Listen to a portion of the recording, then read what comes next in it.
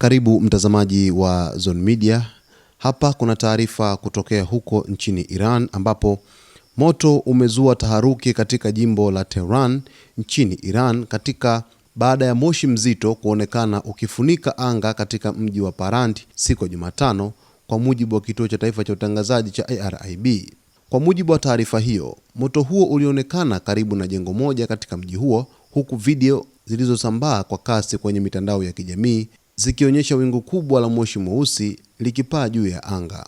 Tukio hilo liliibua hofu miongoni mwa wananchi, ambapo baadhi ya ripoti za awali zilidai kuwa huenda mlipuko ulitokea katika eneo hilo. Hata hivyo, mamlaka zilitoa ufafanuzi wa kukanusha taarifa za mlipuko. Televisheni ya taifa ya Iran ya IRIB ilieleza kuwa chanzo cha moshi huo hakikuwa mlipuko, bali ni moto uliosababishwa na nyasi za majini maarufu kama reeds zilizokuwa karibu na kingo za mto jirani na eneo la tukio. Moto huo ulisababisha moshi mkubwa kuonekana kutoka mbali, jambo lililosababisha watu wengi kurekodi na kusambaza video mtandaoni wakihofia kuwa kuna tukio kubwa zaidi limejitokeza. Hali hiyo ilisababisha taharuki ya muda mfupi, hasa kutokana na ukubwa wa moshi uliotanda angani.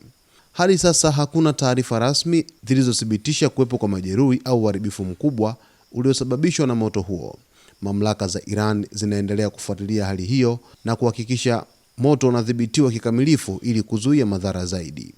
Tukio hilo linakuja wakati tahadhari ikiendelea kuwepo katika maeneo mbalimbali, huku mamlaka zikisisitiza umuhimu wa wananchi kupata taarifa kutoka vyanzo rasmi na kuepuka kusambaza taarifa ambazo hazijathibitishwa.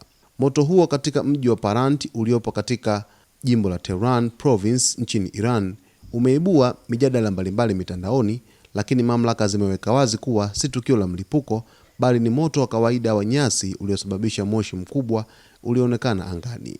Basi kwa taarifa zaidi, mtazamaji wetu, endelea kuungana nasi hapa ili uweze kufahamu yote yanayojiri katika anga za kimataifa.